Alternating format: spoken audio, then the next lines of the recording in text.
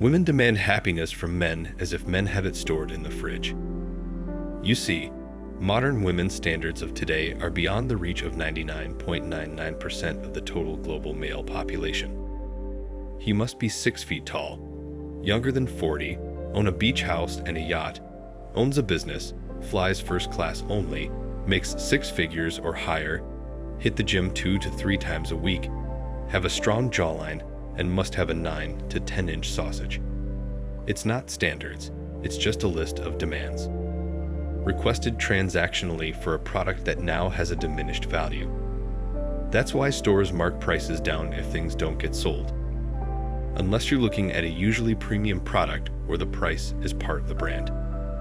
But these are just discarded when the new models come in. Similarly, to keep the price on women artificially high, it's not tenable overall to mark down prices, even though that means a lot of products won't sell.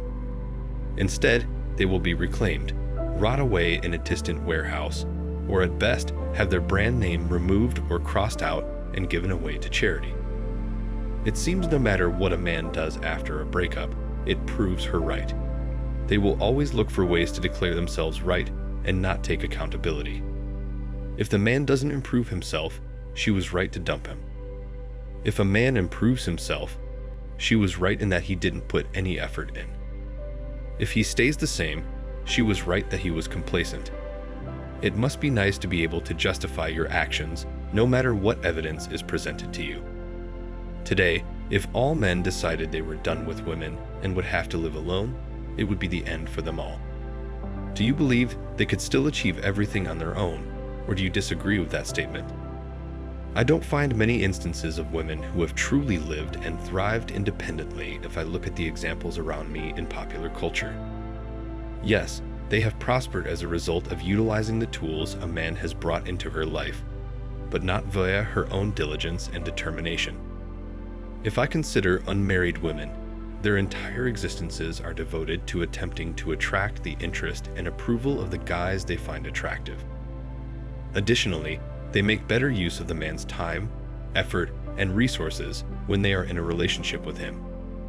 If I look at married women, they rely largely on their husbands to pay for almost everything, including rent or mortgage payments, utilities, food, patrol, clothing, vacations, medical care, insurance, and other expenses.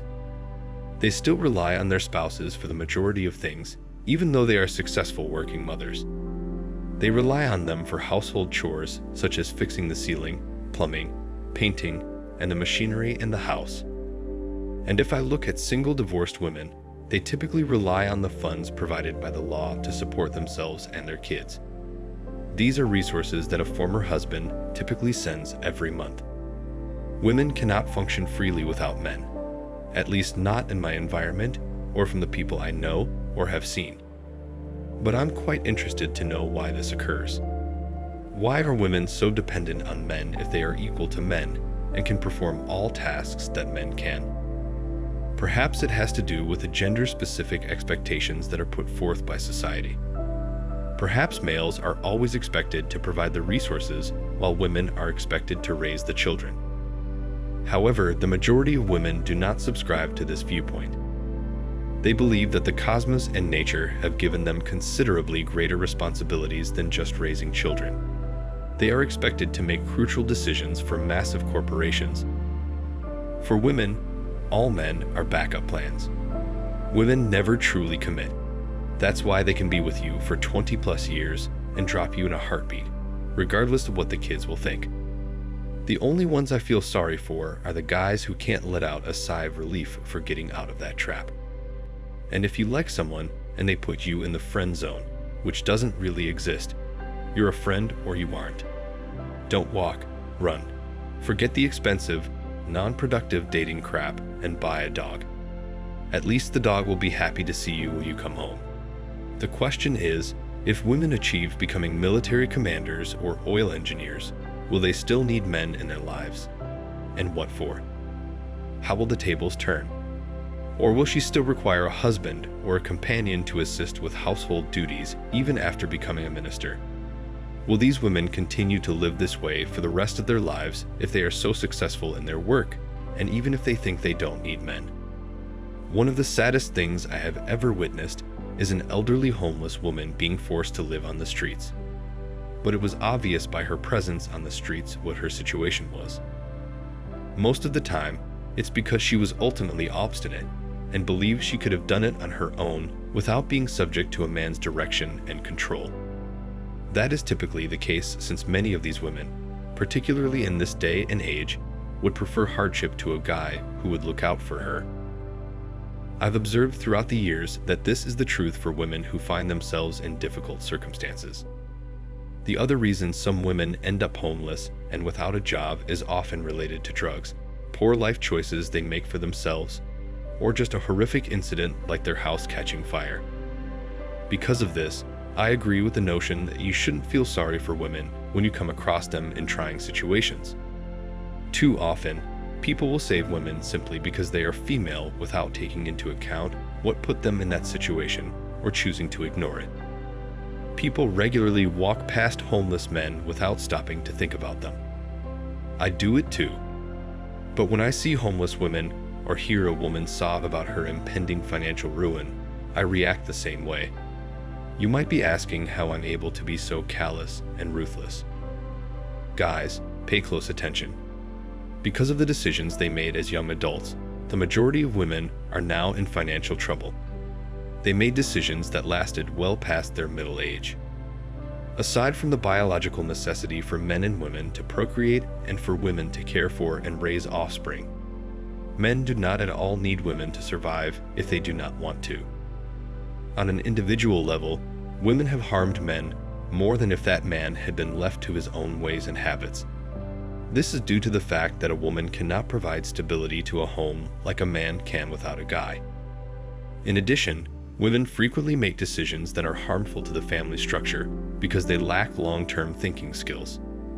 This also involves a great deal of biology and psychology. When you observe single mothers, you will see that they are unable to fulfill both the responsibilities of a mother and a father.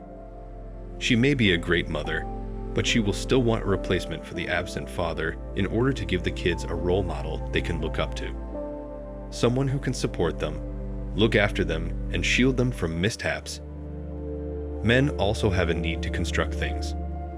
Men have constructed homes, shelters, buildings, roads, bridges, and weapons throughout the course of human history in order to improve life and support their families.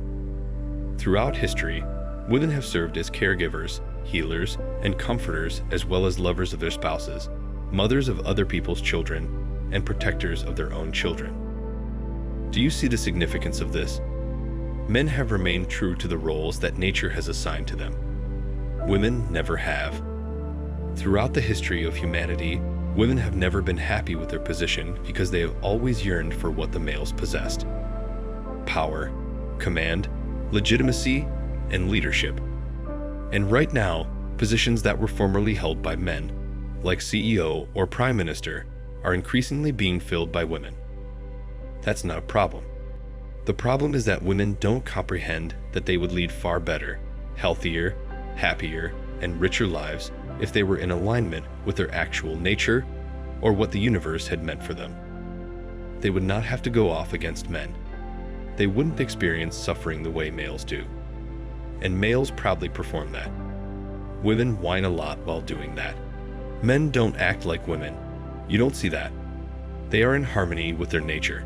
They keep things short and uncomplicated. Men require women for various reasons. As misogynist as it may sound, men require women in order to procreate and engage in physical intimate activity. Then, as they suffer and struggle to support the woman and the child or children for the rest of their life, they require women to raise the children. That is still what men do today. They don't demand that she work 3 jobs in addition to paying the rent while they watch TV and read books in the bathtub while sipping coffee. I'm trying to emphasize that whether or not women want to admit it, they will always need men. That's something your regular feminist Karen won't tell you. Thanks for watching Man Reacts. Show us your love and support by liking this video, sharing it with your friends, and subscribing to the channel. And let us know your thoughts on this in the comments. We're always up for a healthy debate and discussion.